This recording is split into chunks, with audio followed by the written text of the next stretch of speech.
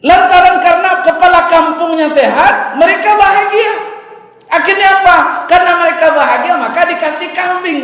Gitu. Nah, masalah diberi kambing ini terjadi perdebatan di antara sahabat Rasulullah. Ini memperjualbelikan ayat ini. Ini akan surah Al-Quran ini. Kenapa kau terima? Tapi permasalahan itu berkepanjang tidak. Selesai ketika ada Rasulullah SAW yang menengahkan.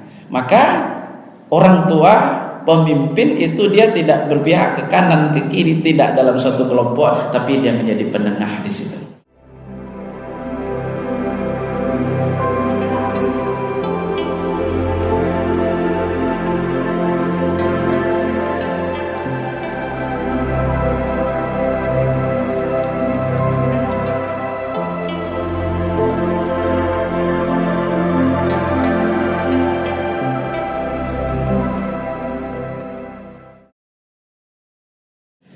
Bapak dan Ibu yang dimuliakan oleh Allah Subhanahu wa taala.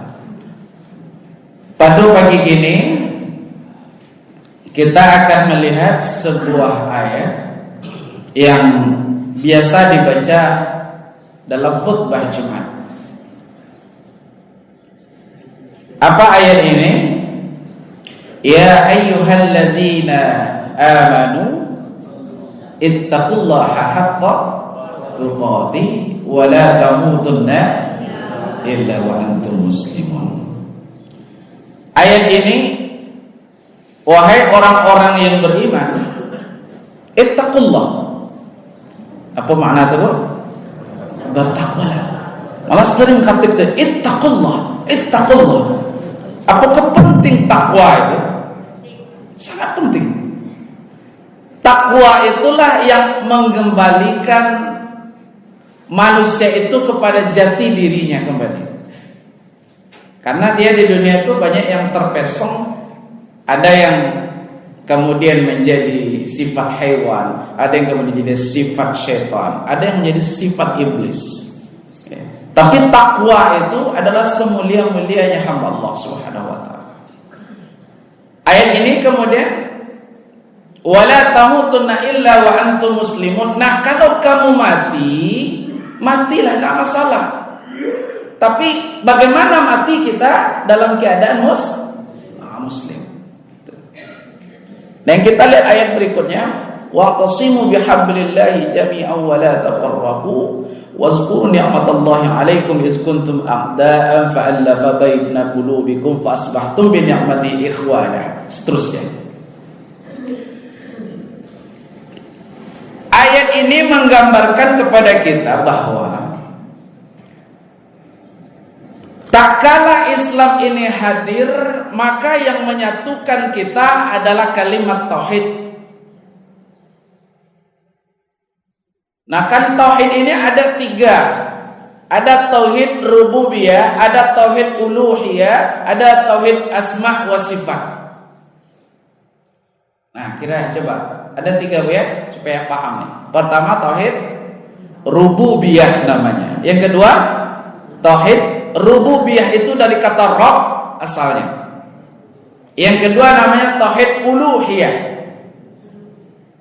Dan kita Ahlus Sunnah wal Jamaah yang ketiga ada namanya asma wa sifat. Asma nama dan kemudian ada sifat.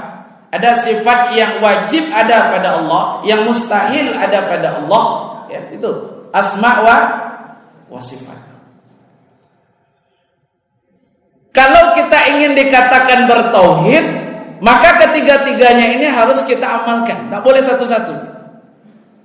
Sama ketika kita katakan beriman, maka Ahlus Sunnah wal Jamaah kita harus memenuhi tiga persyaratan. Kan sudah sering kita jelaskan, ya. Tasdik bil qalbi, ya, atau bil janan.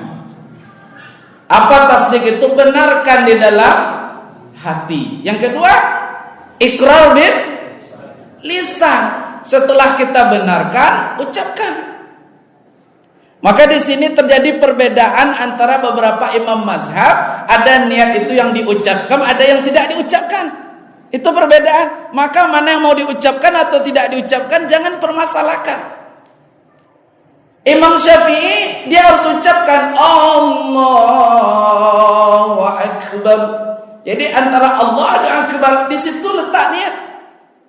Sedangkan imam yang lain kalau niat salat sudah dari rumah itu sudah niat, tidak perlu lagi niat ucapkan. Gitu. Di situ letak perbedaan antara memahami diucapkan atau tidak diucapkan. Sama dengan Allahu Akbar. Kalau imam Hanafi letak di atas pusar. Mana pusar kita? Sedekap itu. Letak di situ. Kalau imam Hambali di bawah pusar. Kalau As-Syafi'i di atas pusar. Ya, di atas. Nah, makna penafsiran di atas pusat ini banyak pula. Ada yang di sini, ada yang di sini. Pokoknya di atas pusat. Itu. Sedangkan Imam Maliki dia tidak punya sedekap. Allahu Akbar, lulus saja. Jadi kalau ada beko orang, kalau kita tidak ada ilmu di situ kita baca kak. Ya. Situ banyak kita baca kak. Jadi Allah, beko ada orang yang sembahyang, datang bekonya musafir kemari, ternyata Allahu Akbar, nyeluri ke bawah. Apa ala sembahyang pajago kilo dah. Ini banyak dari teman-teman Iran. Jadi ada imam yang diikutinya. Ya. Sama juga ke bawah. Lalu bangkit ke atas, ada yang pakai kepal tinju. Ada yang biasa saja ke atas. Dua-duanya ada. Ada yang turun ke bawah. Yang turun ke bawah, yang pertama dia ambil tangannya dulu sampai ke bawah. Ada yang lututnya ke bawah, di bawah dulu, baru tangan seperti itu. Imam Syafi'i yang mana? Imam Syafi'i lututnya dulu, baru kemudian tangannya. Maksudnya, kalau kita mengikut Imam Syafi'i, ya kan Nusantara kan Syafi'i. Jadi Bapak dan Ibu yang muliakan oleh Allah Subhanahu wa taala. Maka tauhid itu penting seperti mana kita beriman. Iman harus penuhi syarat. Apa syaratnya? Yang pertama, benarkan dalam hati, kemudian ikrarkan bil lisan. Ada satu lagi. Apa lagi? Amal bil arkan. Ya. Lakukan dalam tingkah laku sehari-hari. Nah, kalau tidak lengkap tiga-tiganya tidak beriman namanya. Nyo mengucapkan Allah dalam lisannya, tapi dalam tingkah lakunya tidak. Itu akan kita kaji, Pak. Ya. Jadi Bapak dan Ibu yang muliakan oleh Allah Subhanahu wa taala. Kalau kita tidak paham, inilah yang menyebabkan perdebatan, inilah yang menyebabkan perpecahan, dan hati-hati. Perpecahan, perdebatan, dan saling menyalahkan dalam sejarah ujung-ujungnya berbahaya. Apa ujung-ujungnya? Bunuh. Tidak berbahaya tuh. Berbeda gitu, ujungnya apa? Bunuh. Itu sudah banyak terjadi. Perbedaan dan perbedaan dan kemudian perdebatan itu sebenarnya sudah terjadi ketika juga zaman Rasulullah. Tapi perdebatan itu hanya terjadinya sepanjang mereka belum ketemu Rasulullah. Kalau sudah ketemu Rasulullah, selesai permasalahannya. Itu Pak dulu. Selesai permasalahan. Seperti hadis Rasulullah SAW, ada dua kelompok orang yang memaknai hadis la yusallina ahadukum, tidak sholat seseorang itu sholat asar, maksudnya sebelum sampai ke rumah Bani Huzaifah. Lalu kelompok di situ berpecah belah. Ada yang mengatakan satu kelompok, kita walaupun sudah masuk asar, tapi kalau belum sampai ke rumah Bani Huzaifah jangan sholat dulu. Itu memaknai hadis. Jangan sholat dulu. Ada sebagian, oh bukan begitu maknanya. Maknanya apa? Supaya kita cepat-cepat jalan. Terjadi perdebatan di situ.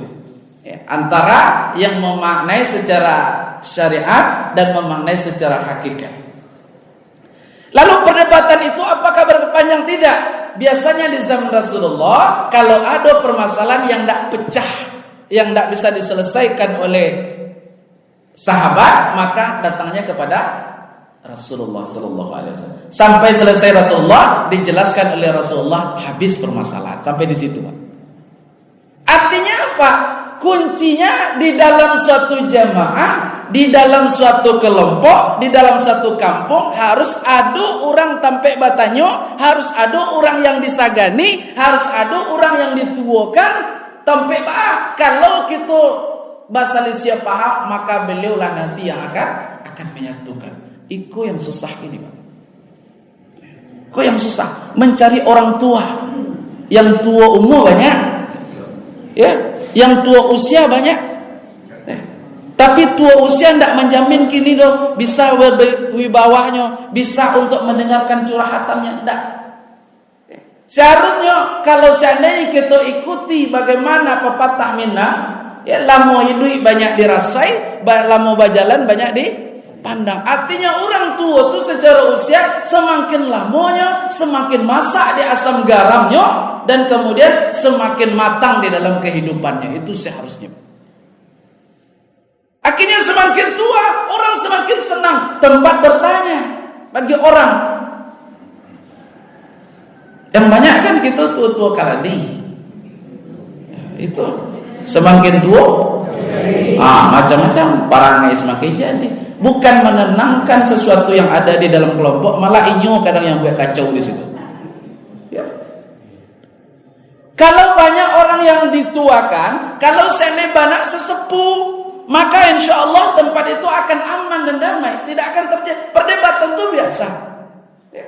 Memang sudah fitrah naluri perdebatan. Tapi lihat, ketika zaman Rasulullah, perdebatan perpecahan itu hanya terjadi ketika belum sampai lagi ke Rasulullah. Dia mengadu pada Rasulullah, oh begini Rasulullah. Sama juga ketika Rasulullah itu sedang dalam perjalanan, lalu orang singgah di suatu kampung. Nah, ini adalah hadis yang menjelaskan bagaimana mengajar Al-Quran itu tidak apa-apa diterima upahnya.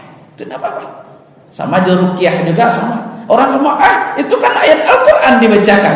Kok dia tiba ada terima memperjualbelikan ayat Al-Quran? Ini dalilnya di situ. Ketika Rasulullah SAW, sahabat, kemudian ketika sahabat Rasulullah sedang dalam perjalanan, dia singgah dalam satu perkampungan, dia mau menginap di perkampungan itu, lalu kemudian berkata, bisa tidak kami numpang di situ? Kecil orang di kampung, oh tidak bisa, kalian apa jalan? Akhirnya terpaksalah mereka membuat tenda-tenda di dalam hutan. Tapi malam tidak dapat ditolak, hujung tidak dapat diraih. Apa yang terjadi? Malam tu ternyata kepala kampungnya dapat musibah, digigit binatang berbisa. Tidak ada satupun ketika itu tabib yang bisa. Akhirnya karena mereka panik, apa kata orang kampung salah satu? Itu ada pendatang baru di situ. Dia sedang perjalanan. Kita minta pertolongan kepada mereka, mudah-mudahan ada solusinya. Pergilah mereka ke situ. Maka di antara sahabat Rasulullah itu pergi melihat kepala kampung itu, lalu diobati dengan apa? Dengan membacakan surah Al-Fatihah. Lantaran karena kepala kampungnya sehat, mereka bahagia. Akhirnya apa? Karena mereka bahagia, maka dikasih kambing. Gitu. Nah, masalah diberi kambing ini terjadi perdebatan di antara sahabat Rasulullah. Ini memperjualbelikan ayat ini. Ini akan surah Al-Quran ini. Kenapa kau terima? Tapi permasalahan itu berkepanjang tidak. Selesai ketika ada Rasulullah SAW yang menengahkan. Maka orang tua, pemimpin itu dia tidak berpihak ke kanan, ke kiri, tidak dalam suatu kelompok, tapi dia menjadi penengah di situ.